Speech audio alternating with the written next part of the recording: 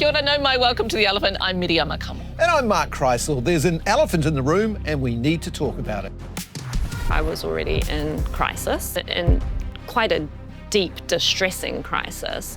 And I think it did begin with shame. Yes, you think of the medieval public hangings, the mobs, there's an element of that, people baying for blood. I've been caught drinking a bit much, right? It was down to extreme stress of harassment. At least 10 days of media from around 8 a.m. till 4 p.m. outside my home. New Zealand is not a village, it's a street. You can't get away from it. Yeah. Some people will be watching and saying, oh, you shot. Oh, no, that's you deserve. I don't think I'll ever forgive myself. How do we reintegrate people back in? How do we publicly say, OK, enough is enough? So is that it for you, Golriz? Are you lost now to public life? The Elephant's all about the tough stuff. We want to talk about the stuff that's getting pushed to the edges, moving people into echo chambers and away from rational discussion. Yes, that's right. This week we're talking about shame. How can we come back from shame when our worst moment has become a digital stain? We've all had moments where we've stuffed up royally and wanted the ground to swallow us up. I know I have. Oh my God, me too. I'm picturing some of them right now. My ones or yours? Mine. Cool. Oh, now yours as well. For most of us, those moments pass and only live on in our heads. But in the age of the internet, our mistakes can be captured, shared and turned into a national or international spectacle. Yeah. Oh, look at these two. All right, come on. You're okay? Remember this couple? Their affair outed at a Coldplay concert. Either they're having an affair or they're just very shy. The couple, high-flying executives at a big American software company, both resigned as the global jeering went viral too. And in 2023, American Airlines passenger Tiffany Gomez was filmed walking off a flight while yelling this. Telling you right now, that mother back there is not real. Yeah, she became known worldwide as the crazy plane lady and didn't leave her house for 4 weeks. Woman can clearly be seen doing the as above, so below sign, which is associated with the occult and Baphomet. Meaning maybe she did see a demon or something that other people couldn't see. And despite the wild rumors, she clarified she wasn't on drugs or hallucinating. She was reacting to an altercation with another passenger. But I like this bit. She's since used her online notoriety to launch a career as an influencer.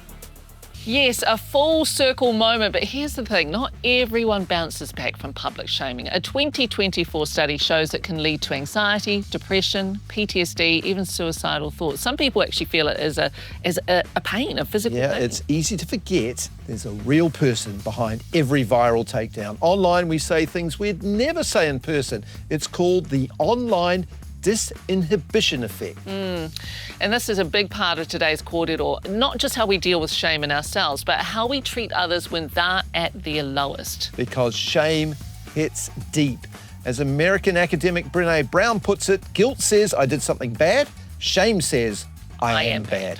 Shame is highly, highly correlated with addiction, depression, violence, aggression, bullying, suicide. We're joined by two wahine who know exactly what it's like to feel and deal with shame. Yeah, former Green MP and our first refugee parliamentarian Golriz Ghahraman, who resigned following a shoplifting scandal, and Wellington's first Māori mayor, Tory Whanau, who sought help for drinking issues after an incident at a Wellington restaurant. Ngā mihi nui, kia kōrua. This is a very difficult conversation, and we so appreciate that you are both here to tell your stories around shame. And I guess the place I want to start with is how it sat with you. Let's start with you, Golriz. When the story first broke, is that when you first felt the shame, or was it before that? Thank you for the conversation. I think it is a really difficult one, but I think I've come to know that it is essential. It absolutely didn't start for me with the public outbreak of the story.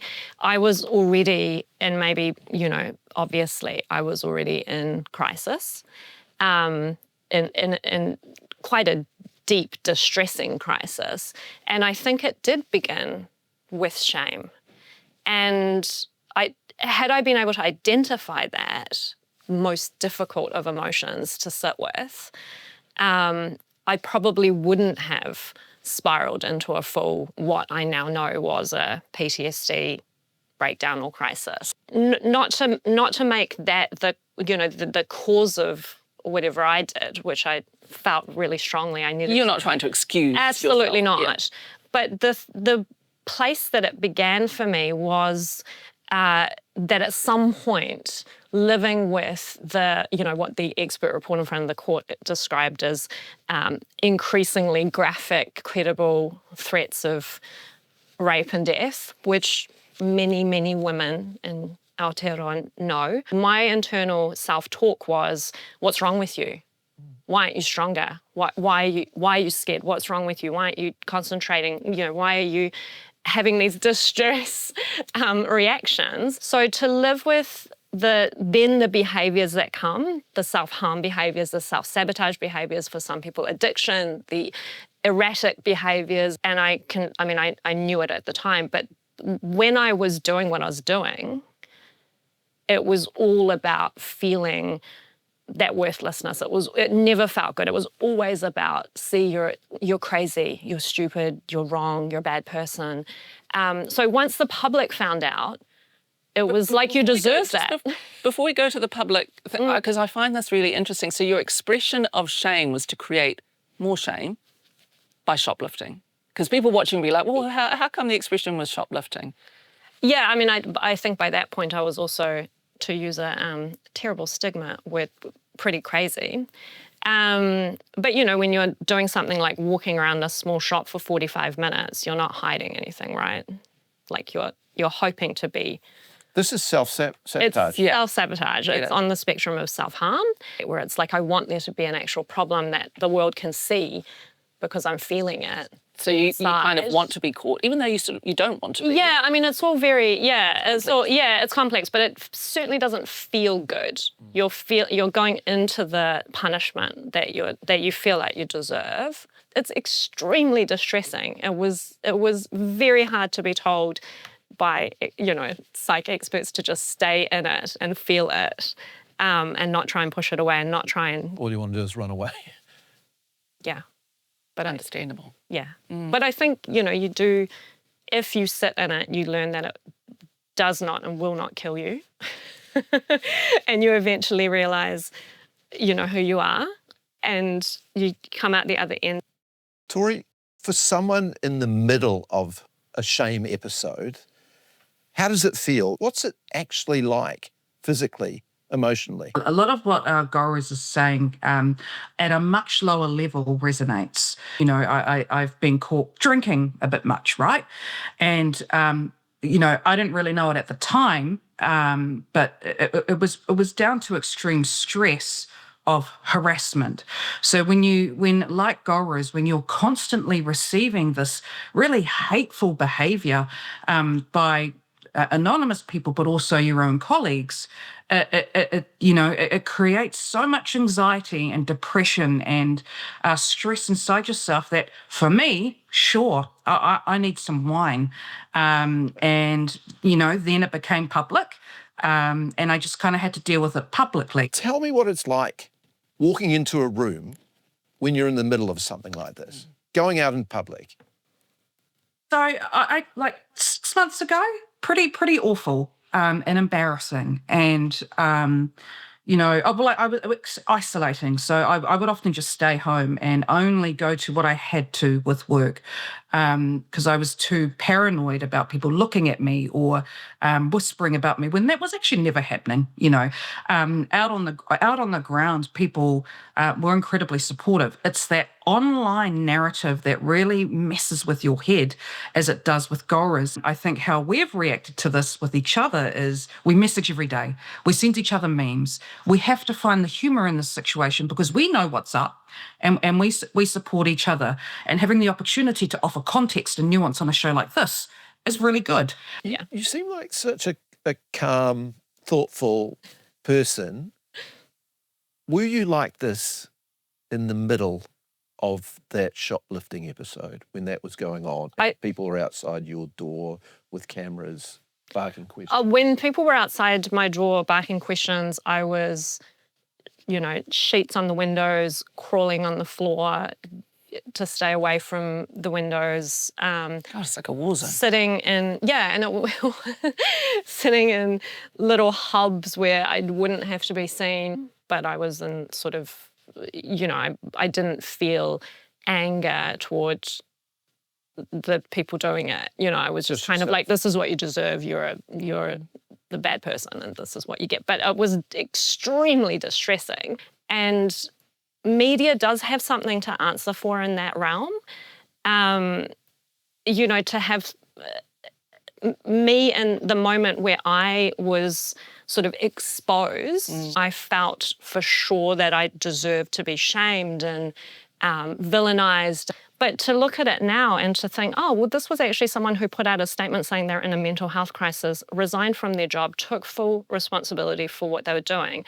And there was still at least 10 days of media from around 8 a.m. till 4 p.m. outside my home with cameras. Golriz, if people weren't reading or watching those stories, they wouldn't have come. No, I totally get that people were clicking on them. Yeah. But I think as a nation, what we actually are, what was communicated to me, which was really surprising for me, because I don't think I got anywhere near the amount of emails and messages in anything I did as an MP than I did when I was... And it was overwhelmingly people wanting to kind of go, it's okay, are you okay? And they weren't, like, it wasn't Green supporters, it wasn't lefties, it was everyone. And it was this weird relationship to the shame. So there was people, this is really, really interesting to me, it was people sharing their own failures and just saying, oh, I wrecked my marriage, I committed a crime, whatever at my work, and it's awful, you're going to feel awful, and maybe you should, but it will actually pass. And it was that this conversation is really important because they felt like no one had, that someone needed to say that. And they were right. I'm very grateful. Does shame in a way also serve a purpose in that we learn from our mistakes, right? If we make mistakes, we're shamed out and we learn from that. So if we're never shamed, how do we learn? Tory? Oh, well, the last 2-3 years have been a massive learning experience for me, and and on one hand, it did made me consider how I conducted myself in public. Not that I did anything wrong, I got boozed a couple of times, and I'm not saying that was okay. And I became very merry after that. But again, it's the reaction that surprised me. What it's done is actually create a significant interest in me to want to be able to dig deeper into why this reaction happens so that other women, in particular wahine Māori, don't have to go through such a public shaming in future. I think that's an important... Let's delve into that a little bit, because there's a sense of deepened responsibility and therefore deepened shame when things go wrong for, I think, for women in particular in public roles, and particularly when you are representative of your community. In your case, Tory, it's representative of wahine Māori, and for you, Golriz, for refugees. Yeah, absolutely. I don't think I'll ever forgive myself for letting down the refugee community or the Iranian community. I will never fully get over that piece. And so it is accountability. It's a deep honour for us to be their representative. So when we've embarrassed them or let them down, we feel that very deeply. So I have no doubt that, 2 years ago, the first drinking incident, if I had said something like, get over it, move on, maybe that would have worked. I don't know. But I could never not be accountable. It's just not, I don't think it's in our value system to do that.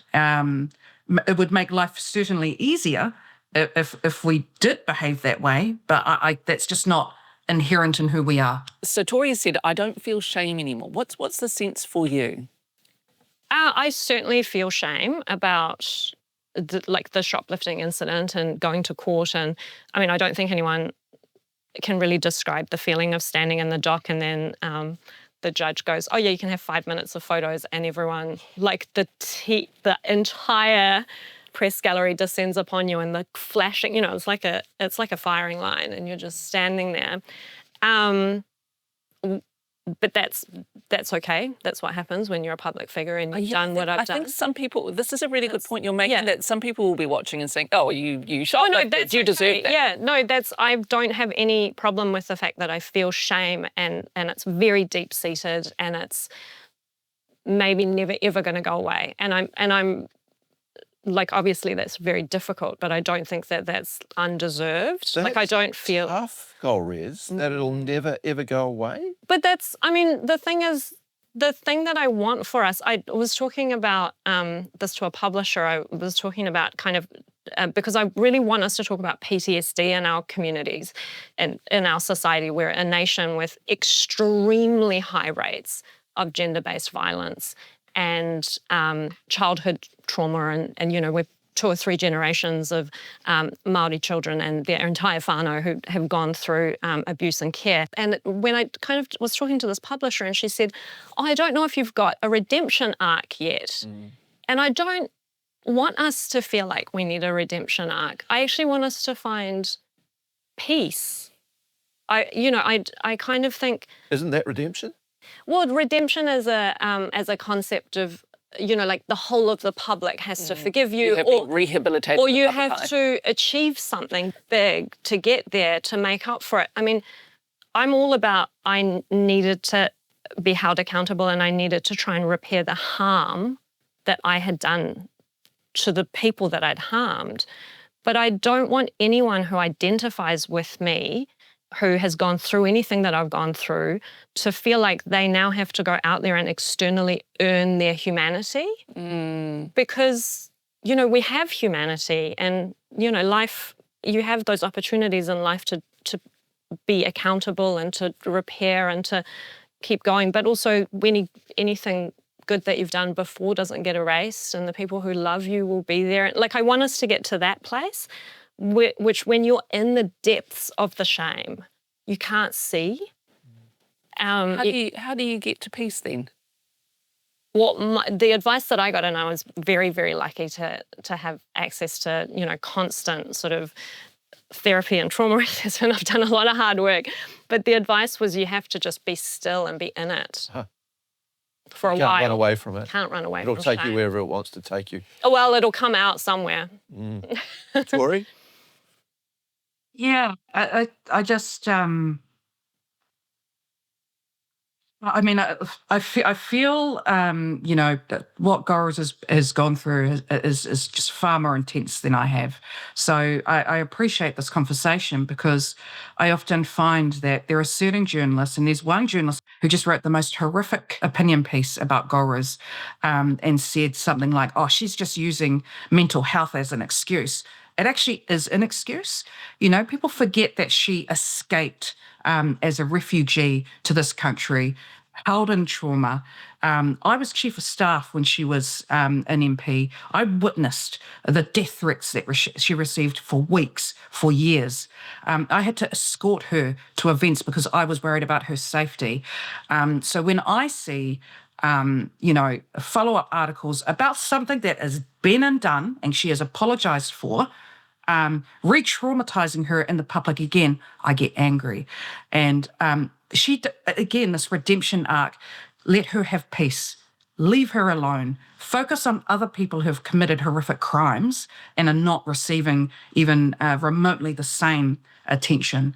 So is that it for you, Golriz? Are you lost now to public life as a consequence? Sorry, I just have to sit with that for a moment. It's so beautiful. I don't know, the front-facing roles don't necessarily define public life. Like, I think as sort of Tory has decided not to run for mayor again, and I don't think I would ever even remotely consider being in politics again.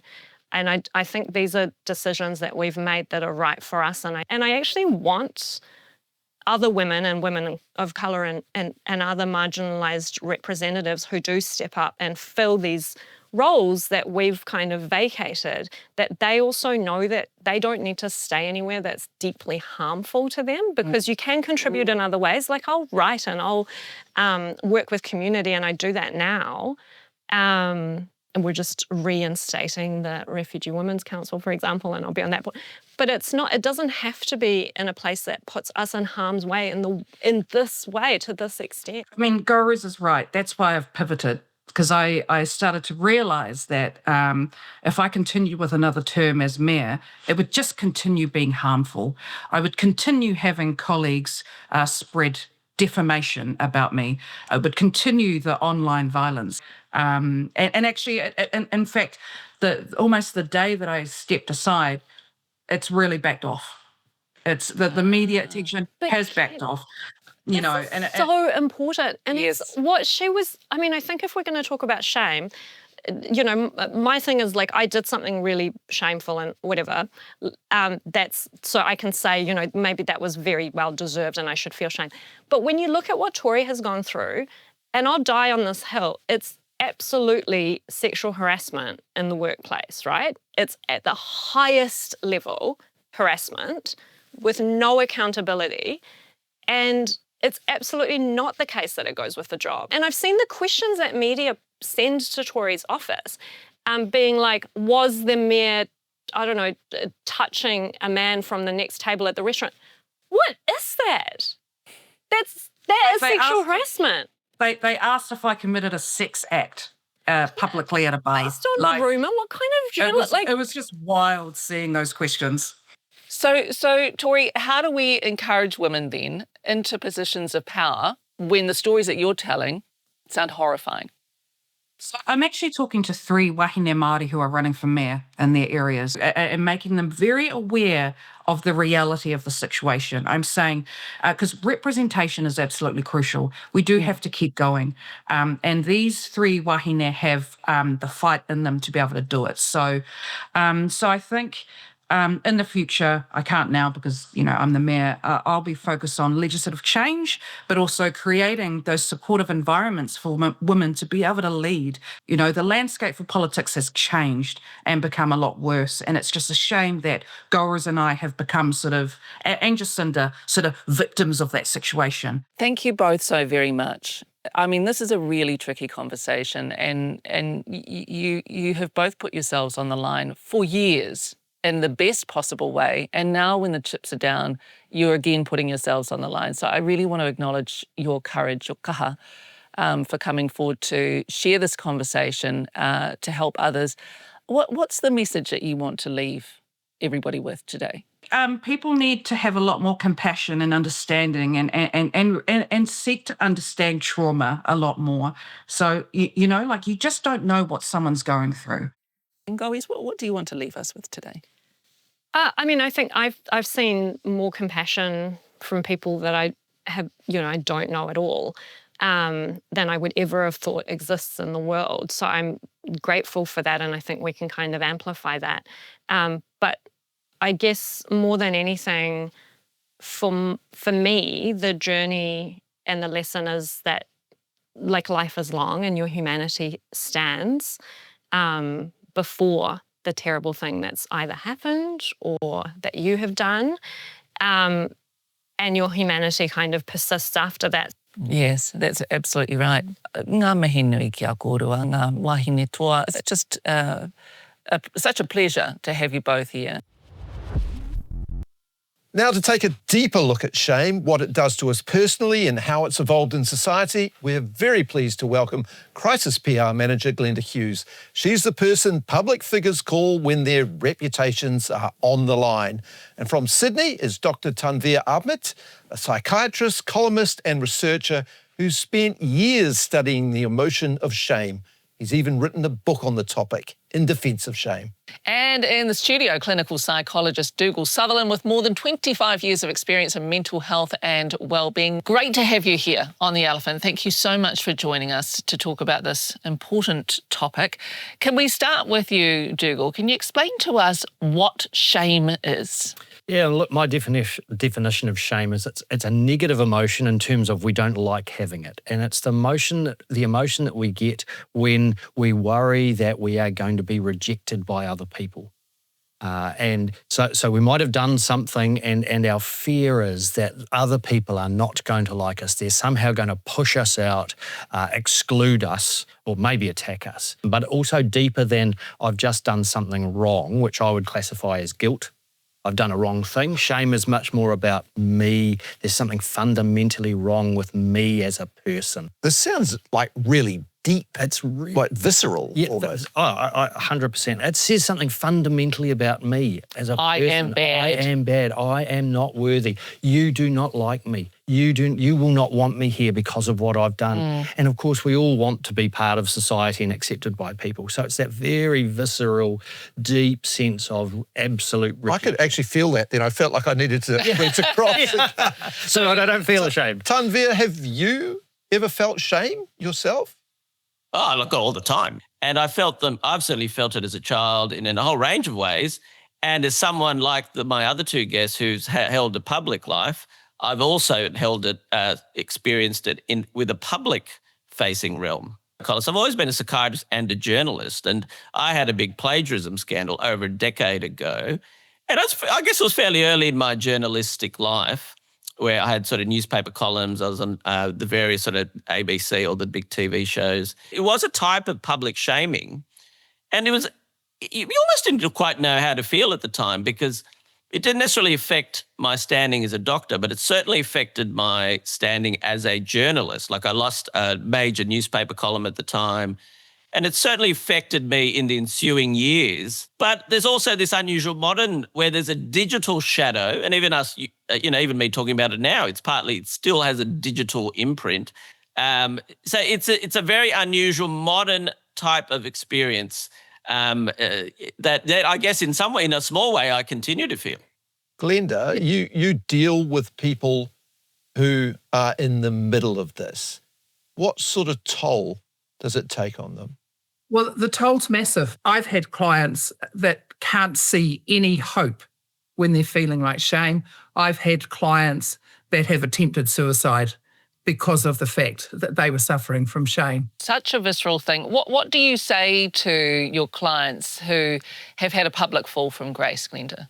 Often when they fall from grace, a lot of the stuff that has gone publicly is not actually a true reflection of what actually happened. And the first thing they want to do is defend it. And that actually makes it worse at that stage. So my focus for those clients is their own personal well-being. One of the first things I try and do, I had an international coach that came back and the team had lost. And the first thing I did when he arrived at the Auckland airport was I'd had his whanau come up from down south and they were there to meet him before the press conference so that he was able to see who the real people were, who the people were going to treat him the same. And that actually helps him. It helps him step straight in. And secondly, a lot of people like when someone's in that position to tell them how serious it's going to be. Whereas my response to it is, well, we've got this situation here. We actually can't change it. You've had 10 years of good life. We've got this really bad time now. We actually need to focus on the good life and move it forward. So we had Golriz Ghahraman in here before, and her advice that she was given was sit in the feelings. Yeah. Don't try and run from it. Yeah. Don't try and blue sky this situation. Yeah. Be in the hard bits right now. What are your thoughts about that, Dougal? Well, I think if we view shame as a human emotion, then we do need to learn to sit with it at some level because we are going to experience it at some point in our lives because we are humans. And you don't get to choose and pick which emotions you feel and which you don't. And I think there is some level that people need to be protected from that because that's sort of over shame, if you like. Shame does have a function. It's trying to keep us together as a society in a sense. Also, it must be how we learn. In a way, if you don't make mistakes, you never learn. And if you don't go through shame, then you're not experiencing or am I being too harsh? I was brought up on those who don't make mistakes don't make anything, Mark. So I agree totally with you. That was one of the cliches that I was brought up under. But it is that fine balance that we're talking about, because basically the thing that concerns me is the prediction that this is going to go on for a long time. Tanvir, that's a good point, actually, because your digital stain never goes away. I'm sure if I Google you now, it's going to come up that you were a plagiarist at one stage. How do you cope with that? Well, I think largely I've moved on from that. But your point is right, a digital imprint, and it's especially pronounced for, say, teenagers, why they're so pronounced. If they get teased online, that can get magnified. It could be a stranger teasing them. They don't entirely know how to measure that. Yet we're wired for small tribes, and yet this online world, often the way we interpret it, it's not easy to know how to do that, and our brains aren't wired. Look, at some other points I'd make, Mark. Most of human history, we've existed on a moral axis of honour and shame. And it's only in recent centuries we've gone to more of a sin redemption, and it's almost entirely in Western societies. And that refers to, I guess, the individual being the unit of society. Now, remember, most of the human race still operate in a collective honour-shame dynamic, and shame is not as stigmatised. But I'll tell you why it's not as stigmatised, because as Glenda was alluding to, when people are shamed, there is an automatic component or a ritual of how we reintegrate them. And I think that's one of the key things that's sometimes missing in modern life. That is so interesting, this idea of a ritual to bring people back in. What would that look like, Tanvir? Well, I guess in the past, it could have been all sorts of things. In a legal setting, there may be a plan of some kind, or you've got a certain time in jail and then you're being rehabilitated through parole. That's one type of legal ritual. But in different cultures, it might mean different things. There might be some sort of healer. There might be a hearing in a more formal sense, or it can be happen in a much more informal sense where there could be a family meeting, or it could be all sorts of things. And there'll be a big cultural dimension to it, I guess. And in some ways, we'd almost need to find modern versions of that. You could argue the modern version of that is and Glenda can speak to this, is the live on-air apology, where you come on, you do something bad, and then you have your apology. And that's a type of secular confession, and it's the path to reintegration. The issue of that is that, as I have said on several occasions, New Zealand particularly is not a village, it's a street. And the issue is that you can't get away from it. And the people that listen to that apology, they either misread it or they decide to react badly to it. And you can't manage the feedback if you do it. And if you think about it, one of the very first apologies we had in New Zealand was Norm Hewitt, when he broke into the room when he was a bit drunk, when he was in all black, and they were still playing it at his funeral. And I just question what that was like for his children and his wife. Yeah. The guy had gone on to do the most amazing things, being helpful for people, worked with the SPCA, worked with schools, but it still came up at that time when the rest of his whānau would have been feeling really bad about it. And that's the problem with the digital world. So it never goes away. And if that's the reality, how do we then manage that? I think there's something there about compassion, around recognising that actually this may never go away and it's part of who I am and what I've done, but actually I'm going to move forward and that's okay to do. And I'm just going to treat myself with kindness, and I hope that other people will, but I can't control those other people. Because I think in New Zealand, we want people to say, I've done something wrong. I acknowledge that I've done something wrong. That's so true. And we go, wow, hang on, they haven't acknowledged what they've done wrong. And then the shame comes even harder. Is that part of your advice, Glenda? Well, telling them to cop to it. Every situation is different. You cannot do a template on this, Mark. You actually have to look at each individual. I mean, one of the individuals that I dealt with who had 100 days of this, media-wise, public, international, I actually said to him in the end, who made the rules? And then I said, you need to decide which ones you're comfortable with. which ones your values suit, but who made the rules that said that you shouldn't do this? So you're right. I mean, we do have it in us. You think of the medieval public hangings, the mobs. There's an element of that, people baying for blood, the Romans. Every society has had a component of that. So I think we need to be very careful. And remember, in places like Australia and New Zealand, increasingly we are secular, multicultural societies.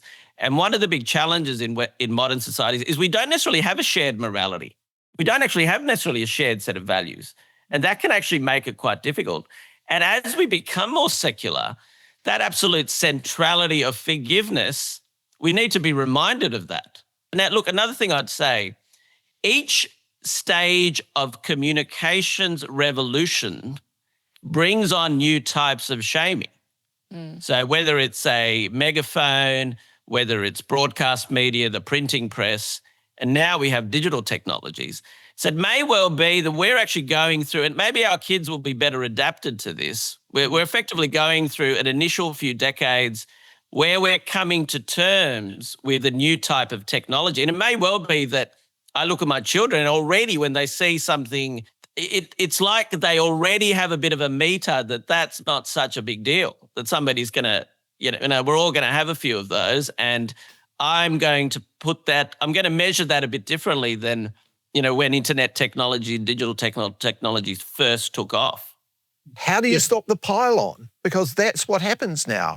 Social media, and it feeds off each other, and as we see, it goes around the world. Everyone's talking about it. Everyone's fascinated with it. And forgetting their own humanity in it, I think, How do we respond when we see shame for someone else? The first thing you need to do is get the person that you're working with into a mental state to be able to do it. I can tell you, these people are in a shocking state when this happens to them. So sometimes you just have to take the pause, what I call take the pause, measure it, and then decide when you come back. You still got to remember, ultimately shaming is a way of regulating behaviour. People still need to be punished sometimes. Key crimes, punishment is still important in some certain times. But again, I'd go back, we do need to have reintegration rituals. And it's more in certain settings. They're not entirely formal. I also think that they don't realise how much talent we lose, especially in New Zealand, because of the fact that these people get shamed, get removed, and nobody then wants to re-employ them. And that's what I think about when I'm working with people, especially in business, is, okay, I might shut it down because it's actually a better thing to get that done, get them to do whatever they need to do if it's a drinking problem or whatever, but everything is on what's this person going to do once this is over and how is it going to affect them. And that's very much part of the plan. Can I butt in there, Glenda? Can I butt in? This is a huge issue in modern politics because you think of how difficult it is to get really good people into public life. And this is one of the key reasons that in modern public life, it's so easy to dredge something up and sometimes, relatively trivial, and it gets magnified so much in the online digital space that it can be fatal. That is exactly what we were talking about with Golriz Ghahraman and Mia Tory Whanau. These are two women from diverse backgrounds. And how do we make these spaces safe so that we don't end up with, kind of a monocultural political landscape, where nobody wants to come in from outside because they feel like they are carrying so much of a burden. For Tory Whanau, I'm representing Māori. For Golriz, I'm representing refugees and the Iranian community. And now, potentially, there'll be other women from diverse backgrounds who won't want to enter into public life either. I think we're still grappling with that as a society about how we do that. I don't think we've quite got... It never goes away, Dougal, no, does it? No. It's always there now in this world. That you can dig it up. So it brings me to this point. Is it ever possible to get over this, to let it go, to move on? I think what you have to do, you hate to bring yourself into it, but I have decided to put my name back into politics. But what I'm saying is it took a lot of thought because I watched what happened to Tory and I was absolutely upset about what was actually happening to her publicly. And I thought, do I really want to put my name back into that? And the people I think that are being affected the most are women. So it does require a bit of institutional guts. And if you're too risk averse, then you can't move beyond this. But I do feel like there is a bit of a change. I'm not sure if that's happening in New Zealand. I suspect it is. You are starting to get more leaders sort of going, you know what? I'm not going to make a big thing of something that's happened a long time ago, and I don't think it's a big deal. He's done his time. He's said sorry, whatever it is. You're describing Donald Trump. Well, it's interesting you bring that up, Mark. I mean, is Donald Trump, look, has he created an environment where suddenly there is a bit of shamelessness? We're talking all this about shame, yet we have the leader of the free world who's largely shameless. And how does that change the public domain in terms of the discussion about this? And maybe one of the reasons he has come up is people are sick of this. And they're like, oh, you know what, we're not going to bring up every tiny sin. And we've got someone who's committed sins right throughout his life. And people are like, well, you know what? There's a portion of the population are shrugging their shoulders. So, Tanvir, or Glenda, was it? From a work perspective, when people that I've been dealing with are going for other jobs, right, what we do is we Google the whole of the internet, we find everything that's on it, and then we prepare how they will respond to those things, and we get them to table it at the start of the interview. Now, you would have seen on the internet, this is what happened, and you would have seen on the internet, this is what happened. I would like to explain to you what was going on at the time. And I can tell you that does actually work. Which is what Tanvir did at the beginning of our conversation, Tanvir, didn't you? Well, true. Well, that's because I was prepped for it. Look, if I'm brutally honest, Mark, I wouldn't say annoyed, but again, it is an example. You know, it's 10 years later, and the fact you've even asked me about it is slightly annoying in a way, but it's a pointer to the modern environment, right? So I don't mind bringing it up, but I wouldn't have asked to bring it up. But, you know, it's there online. So yes, you have to own it. And this is a long time ago now, so I can move on. But at the time, you know, as Glenda would know, it's much more challenging in those early stages. How do you respond? And I would say that the penalty I suffered was still greater than I would think it was initially. Like Glenda, you know, I ran for office. I was the Prime Minister's candidate once, and then it got dredged up. That was a couple of years later. And arguably I could have been in Parliament because if it weren't for that. So there was a very major penalty in the first few years that I would say was beyond the crime potentially. I mean, that's got to be to do with our reaction as a society. We like to see people. You know, there's some enjoyment. There's Schadenfreude of seeing somebody fall. That has to be partly what happened to you, I guess, Tanvir. Yes, we're not going to shame you. I think it goes back to our discussion earlier. You know, the classic is where somebody just says something silly and it goes on Twitter and then it gets magnified and then they have to resign or something. And it's such a small representation of their body of work or who they are as a person. It ends up defining them. The misrepresentation of many modern people now, modern leaders, just becomes really stark with online magnification. Just quickly to finish, survivable, Shane? Ultimately, I think we hope so, but I think it can be damaging, very damaging in the short term. Tanvir, survivable? Oh, of course it is, yeah. It's the original human emotion, Mark. So we can absolutely survive it, but we're trying to work out how better to regulate it in the modern digital space. Glenda? Yes, it is survivable.